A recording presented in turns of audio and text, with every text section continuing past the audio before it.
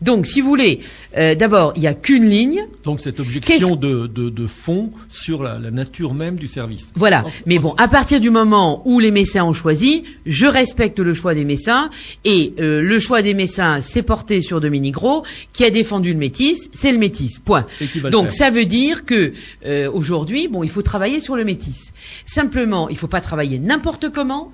Et je crois, si vous voulez, que sur la gare, il y a un problème, il y a un double problème. D'abord, effectivement, ce qu'on nous présente, c'est pas ce qu'on nous présentait au départ. Et lorsque, notamment, les 4 maires, dont le maire de Marly, le maire de Longeville, nous disent que ça avait été traité à la commission des transports, excusez-moi, quand le lendemain, le président de la communauté d'agglo dit rien n'est encore décidé, il faut peut-être savoir qui c'est qui a la vérité. Oui, mais vous savez bien qu'une commission ne décide pas. Oui, non mais attendez, je crois, si vous voulez, que il faut quand même savoir, parce que quand on entend le président de la communauté d'agglo, il n'y a pas de problème, ne vous affolez pas, dormez tranquillement, nous on veille sur vous, sauf que, d'une part, il y a d'abord ce choix qui, à mon avis, n'est pas un choix judicieux, dans la mesure où ça va encore augmenter les sommes du métis, parce que aujourd'hui, quand on dit ce choix, c'est le fait de traverser la place de la gare, de traverser, absolument, voilà. Et donc il y a ce problème-là, parce que ça va encore alourdir la facture, parce que lorsque le maire de Metz nous dit qu'il y a des subventions de la région, les subventions de l'État, il y a ci, il y a ça, sauf que au bout du compte, c'est quand même les Messins qui payent. Quand début décembre, la communauté d'agglo va voter son augmentation d'impôts, là je crois que c'est non seulement les Messins qui ont payé déjà une double augmentation, mais maintenant ça va être la 3e avec la communauté d'agglo. Donc je crois qu'à un moment donné, quand on se présente à la mairie, quand on a un projet comme celui qu'on a défendu pendant la campagne des municipales, il faut pas comme ça en plein milieu venir dire on sait pas, écoutez, on va passer par ailleurs, et on fait travailler des ingénieurs depuis 2 mois.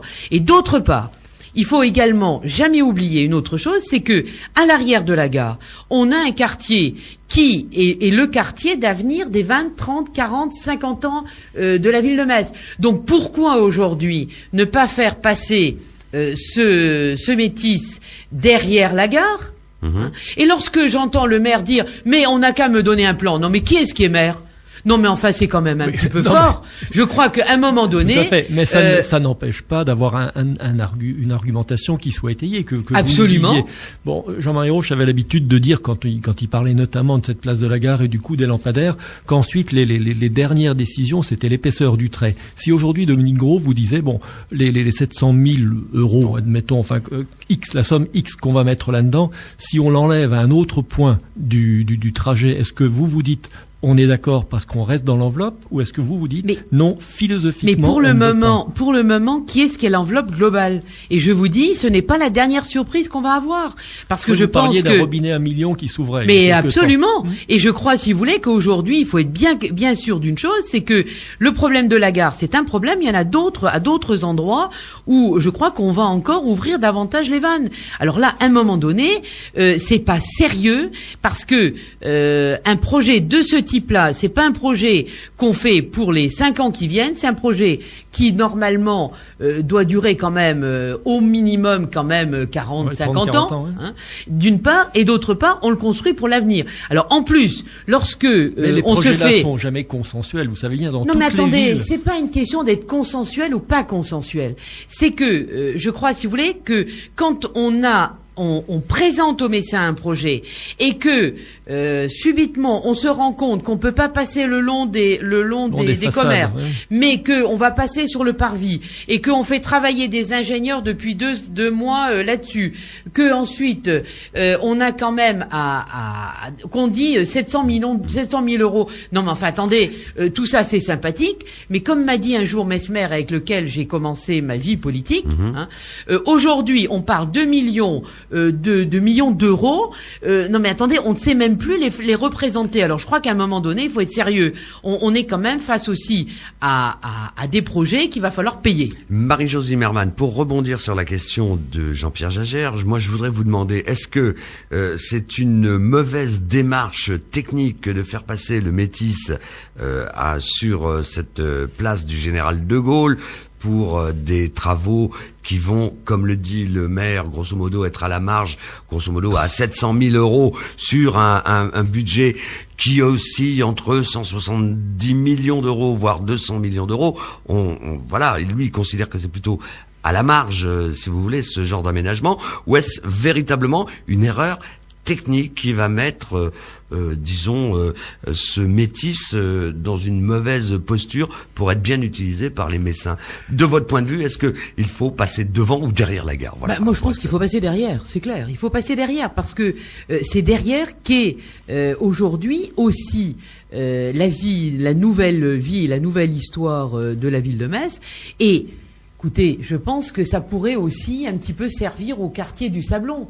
Parce que, vous savez, on parle du métis, mais à l'intérieur de la ville, comment on travaille les couleurs bus?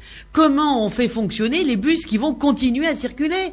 Et je vous dirais que, moi, ce qui m'effare dans ce système-là, c'est que 700 000 en plus, qu'est-ce que c'est 140, 150, 200 millions d'euros? Non, mais enfin, attendez, mais on est sérieux? Bon, on arrête, si vous voulez bien, là-dessus. 2 ou 3 considérations sur la politique, peut-être politicienne, mais simplement la politique électorale dans les prochains temps. Il va y avoir l'année prochaine des élections cantonales, ensuite des élections sénatoriales. Est-ce que vous avez l'impression que le paysage politique mosellan risque de changer? Et est-ce que vous pensez ensuite déjà aux élections législatives de l'année suivante? Alors pour le Conseil général. Alors pour le Conseil général, vous savez, je pense que il est certain que la présidence du Conseil général va se jouer sans doute à 1 ou 2 sièges. Donc là, la majorité. La majorité, oui. Absolument.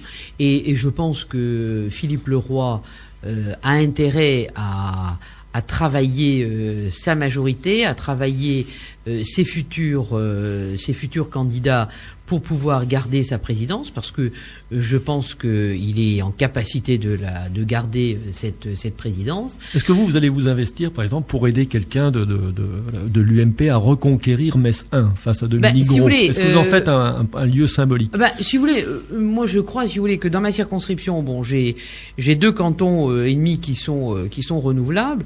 C'est le canton de Metz 1. Il est certain que Jérémy Aldrin est candidat avec l'investiture UMP. Écoutez, moi je vois pas pourquoi. Vous allez y aller? Pourquoi vous allez pas aider? Ah, pourquoi pas? Moi, si vous voulez, ça ne me dérange pas du tout. Pourquoi pas? C'est pas mais enthousiaste, ouais. Ah non, mais pas du tout. S'il me le demande, il n'y a aucun problème. Moi, je l'accompagnerai. D'autre part, sur Metz 2, bon, je crois que le choix UMP n'est pas encore fait. Donc, une fois qu'il sera fait, on verra bien.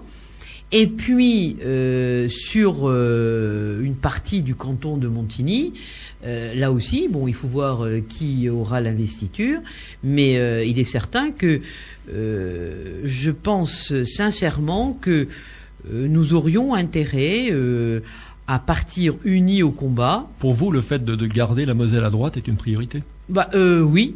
Je crois, oui, c'est une priorité, et je le souhaite vraiment parce que je considère que si à droite on est intelligent, on peut la garder. Très bien, ce sera le mot de la fin, Marie-Josée Merman. Merci d'être venue répondre à nos questions, à celles de Jean-Pierre Jagère, directeur de la rédaction du journal La Semaine. Marie-Josée Merman, députée UMP de la Moselle et présidente du groupe d'opposition Metz, demain au conseil municipal de Metz. Je suis certain qu'on aura l'occasion d'ailleurs de se revoir dans les mois qui viennent.